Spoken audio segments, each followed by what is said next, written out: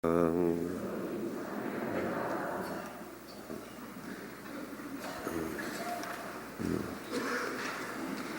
예수님,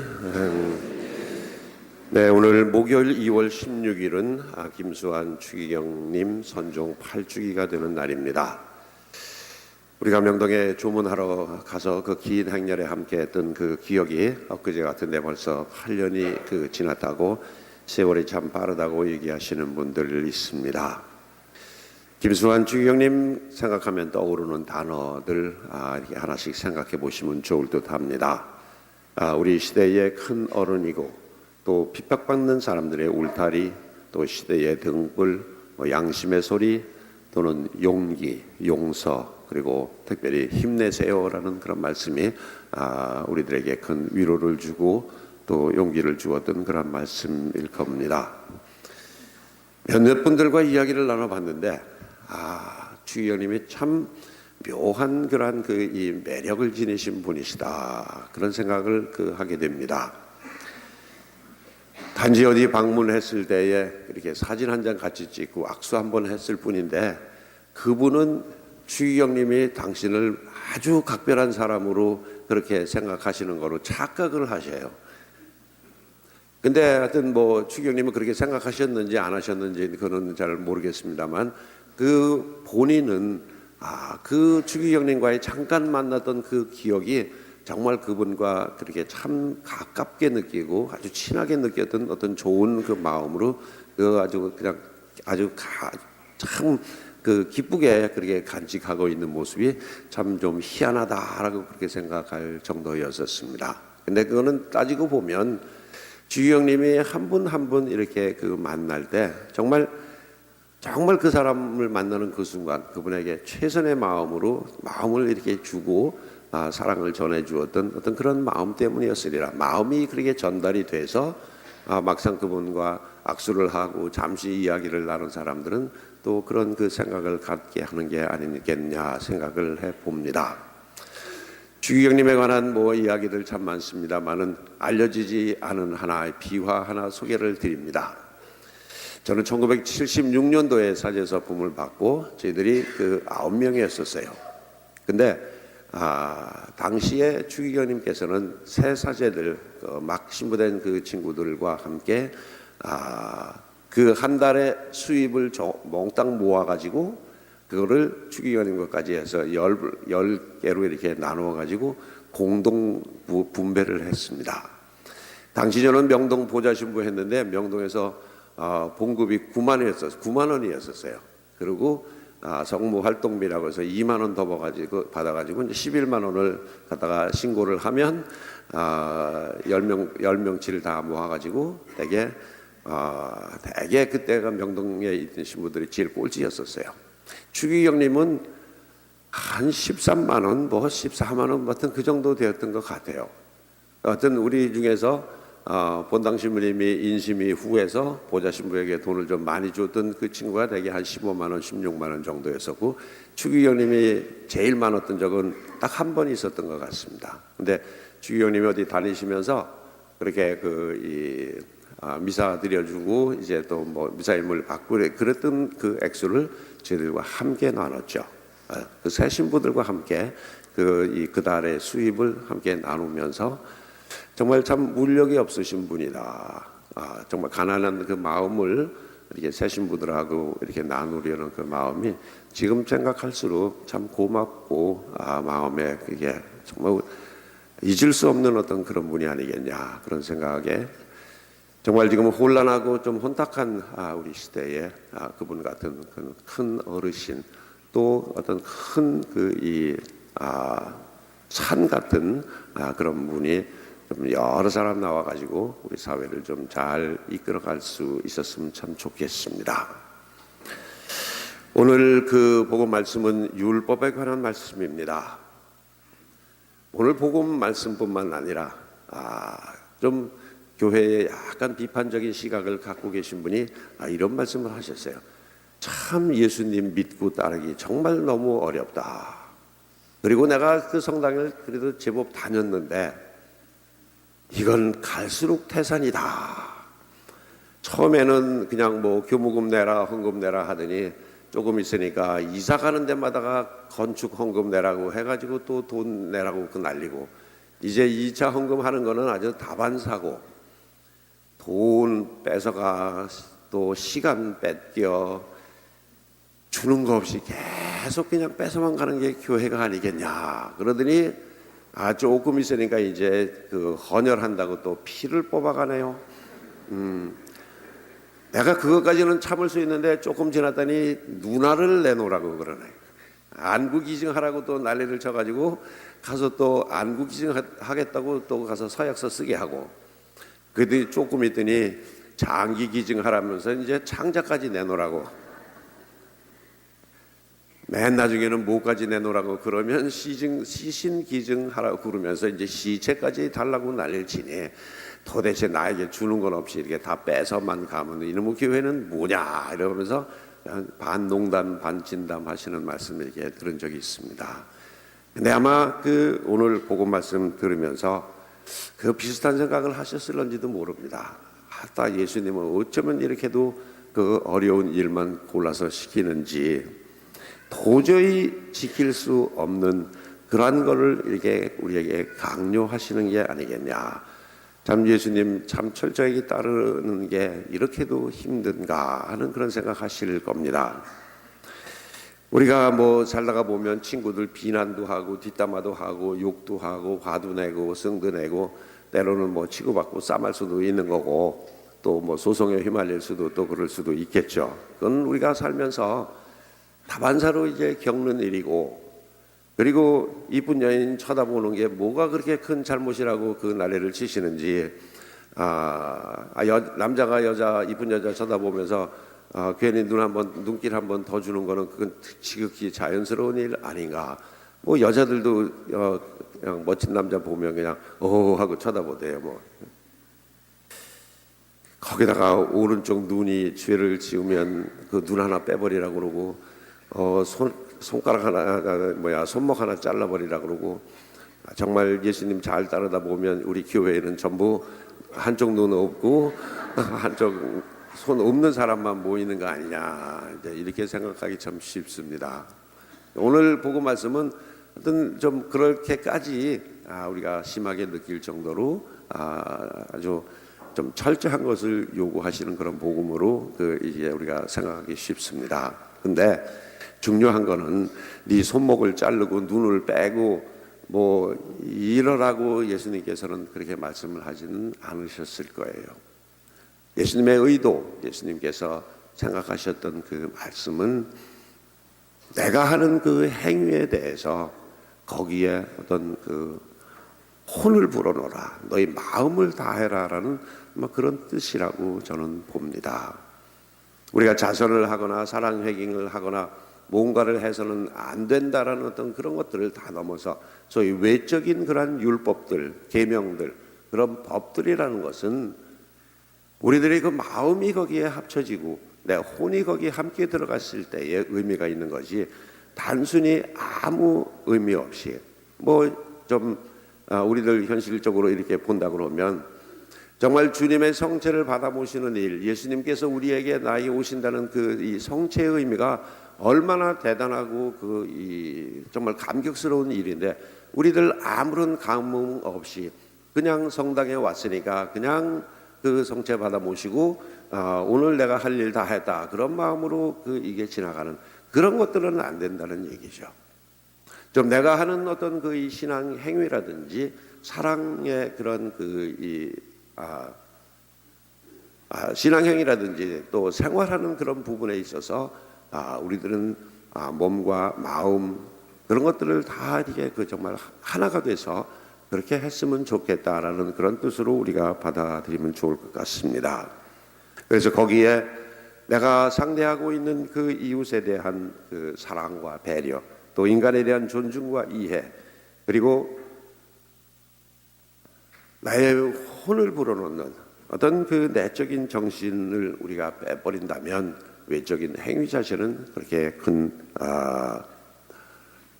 의미가 없는 거다라고 예수님께서는 소위 율법 지상주의를 비판하고 법의 근본 정신으로 돌아가자는 반어법적인 그런 방법으로 말씀하신 게 아닐까 생각해 봅니다. 자, 이제 우리들 생활로 이제 돌아가 봅니다. 초등학교 남학생을 둔 그 엄마들은 잘 들으십시오. 어느 초등학교 3학년인가 4학년짜리가 학교에서 여자친구가 생겼답니다. 그런데 어느 날 그 여자친구의 엄마가 찾아왔어요. 엄마의 손에는 이 아들을 둔 엄마의 결혼 반지가 들어 있었답니다. 이놈의 새끼가 자기 여자친구 생기더니 엄마의 결혼 반지를 훔쳐다가 걔한테 선물을 한 거예요. 있었던 일이고 있을 수 있는 일입니다. 자, 걔 마음에는 얼마나 내가 저 아이에게 뭐 좋은 거를 갖다 주고 싶었으면, 그리고 엄마가 굉장히 귀하게 여기는 거 알고 이게 대단히 좋은 건가 보다 하고 그 훔쳐다가 준 거 아니에요. 그러니까 걔 눈에는 이 훔치는 그것도 안 보이는 거죠. 오로지 걔만을 생각하고 걔가 기뻐할 일을 찾다가 보니까 이제 그런 짓까지도 이제 하는 거죠. 젊은 청년들 애인에게 선물하려고 몇 달간 죽을 고생해가지고 100만 원짜리 만들어가지고서는 가방 사주고 그러잖아요. 걔가 고생하고 이런 것들은 걔한테는 의미가 없어요. 오로지 내가 사랑하는 사람에게 뭔가 내가 기쁨을 주고자 하는 어떤 그런 마음. 그리고 우리가 정말 그 사랑하는 사이라면 뭐 좋은 것을 보거나 만난 것을 먹거나 뭐 이쁜 옷 보거나 하면 저거 같이 먹었으면 좋겠다, 같이 구경했으면 좋겠다, 저 사다가 입혔으면 좋겠다, 그런 마음 같잖아요. 마음이 그만큼 소중하다는 얘기죠. 우리가 뭐 잘 아는 오 헨리의 그 크리스마스 선물이라는 이 단편 소설. 정탄 때 정말 사랑하는 남편에게 아내에게 서로 무엇을 해줄까 고민을 하다가 아내는 남편이 이제 금시계를 갖고 있는데 줄이 다 헤어져 갖고 저거를 좀 바꿔줘야 되가 다 해서 자기 머리털을 자릅니다. 머리카락을 잘라서 판 돈으로 시계줄을 사가지고 이제 남편에게 크리스마스 선물을 하려고 그러죠.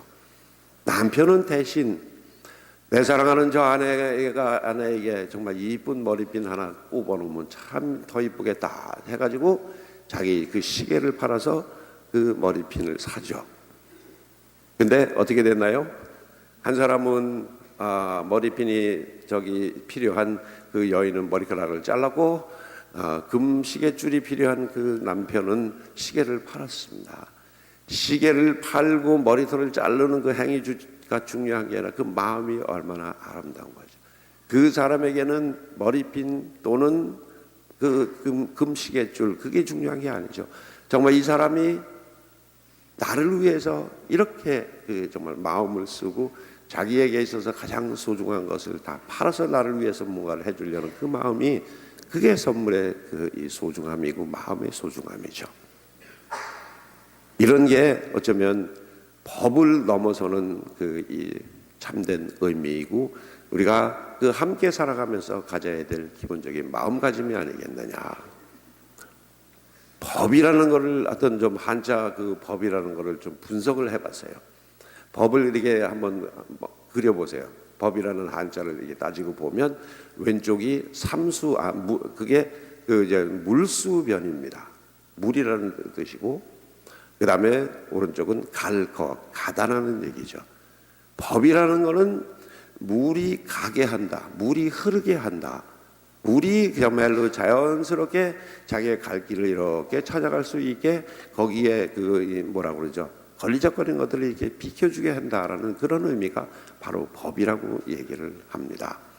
인간관계 사람들이 살아가는 그 사회에서 정말 모든 게 다 자연스럽게 정말 이렇게 흘러가는 그것처럼 자연스럽게 살아갈 수 있도록 만들어주는 게 법이다. 이제 그렇게 얘기를 하죠. 거기에는 당연히 상대방에 대한 어떤 그 배려와 또 억울함을 당하는 그런 사람이 없게 하는 것, 그리고 손해를 보는 사람이 없이 그냥 다 보호를 받고 다 물을 통해서 생명을 받게 하는 그게 그게 바로 법이다라는 그런 이 해석을 할 수가 있을 것 같습니다.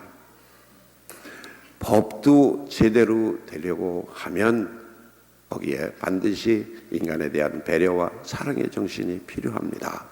예수님께서도 그렇게 말씀하시잖아요. 안식일이 사람을 위해서 있는 것이지 사람이 안식일을 위해서 있는 게 아니다. 바로 그것처럼 우리들이 살아가면서 상대방에 대한 그런 사랑과 배려의 마음을 가지고 살아간다면 세상은 참 아름답고 그게 또 모든 이 법 위에 우리가 인간의 살아가는 삶을 좀 더 풍요롭고 행복하게 해주는 게 아니겠냐 생각할 수 있을 것 같습니다. 어떤 좀 건망증이 심한 사람이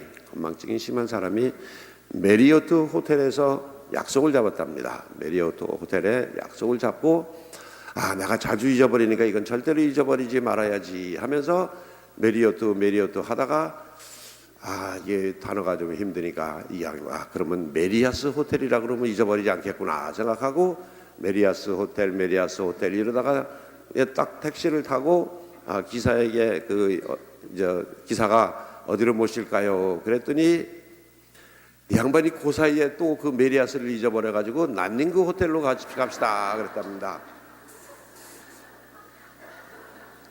근데 희한한 거는 이 기사가 난닝그 호텔이요 알았습니다 그러고 메리어트 호텔로 딱 데려다 주더라는 거예요. 이 양반이 너무 이게 희한하고 신통해서 기사에게 물어봅니다. 아니 내가 메리어트 호텔이라는 거를 이게 잘 기억이 안 나가지고 어떻게 하다가 보니까 내가 난닝구 호텔이라고 그랬는데 어떻게 당신은 그걸 메리어트 호텔로 알고 나를 여기다 데려다 줬냐 그랬더니 뭐 그런 것쯤이야 뭐 다반사죠 뭐 그러면서 하시는 말씀이 어제는 전설의 고향을 다녀왔습니다 그러더랍니다. 전설의 고향은 어딜까요? 다 아시네. 내가 난닝그 호텔이라고 했는데 그 양반은 메리어트 호텔로 알아듣고 전설의 고향이라고 그랬는데 예술의 전당이라고 딱 알아듣는 어떤 그런 마음이 정말 너무 기쁘잖아요. 내가 실수를 해도 그것을 정말 바르게 알아듣고 내가 엉뚱하게 얘기를 해도 그것을 제대로 해석할 줄 아는 어떤 그 마음이 정말 상대방에 대한 그 깊은 통찰과 저 사람이 뭘 원할까 하는 것을 이렇게 살피지 않으면 그게 쉽게 되지 않을 겁니다. 아마 부부 사이에도 마찬가지일 거고 우리가 뭐를 해도 다 마찬가지일 겁니다. 옛날에 김자문 시부님은 그랬어요. 깨떡같이 얘기해도 찰떡같이 알아듣는 여러분이 있어서 참 좋다 그랬는데 정말 내가 그렇게 엉뚱하게 얘기해도 제대로 알아듣는 어떤 그런 이 마음, 그 배려가 어쩌면 그 기사님은 남이 너에게 해주기를 바라는 그대로 너도 남에게 해주어라. 이게 모든 율법의 완성이고 모든 법의 이 첫 번째니라 하신 소위 황금률입니다. 제일 첫 번째 그러한 계명은 바로 이거다라고 하시면서 예수님께서 말씀하셨던 그런 황금률, 남이 너에게 해주기를 바라는 그대로 너도 남에게 해주어라라는 그거를 몸으로 이렇게 살고 계신 분이 아닐까 그런 생각을 해보았습니다. 바로 우리가 외적인 어떤 거를 지키냐 안 지키냐 그거 잘했냐 못했냐 그거 따질 게 아니라 정말 그 사람의 마음과 그 속뜻이 어땠는지를 내가 헤아릴 줄 알고 그 사람이 이런 좋은 생각을 가지고 했으려니 하는 그런 배려의 마음을 가지고 한다면 우리는 어떤 이 계명에 관한 부분, 법에 관한 부분, 규칙에 관한 부분 그것을 다 넘어설 수 있는 정말 사랑스러운 그런 정말 인정 넘치고 흐뭇한 그런 삶을 살아갈 수 있지 않을까 그런 생각을 합니다. 법보다 사람이 더 소중하고 사람을 가장 소중하게 여기는 것이 바로 또 사랑입니다. 오늘 우리 주위에 있는 사람들에게 나의 따뜻한 마음을 전해주고 또 그 사람이 뭐를 원하는지를 내가 헤아릴 줄 아는 그런 지혜로운 날을 함께 보냈으면 좋겠습니다. 아멘.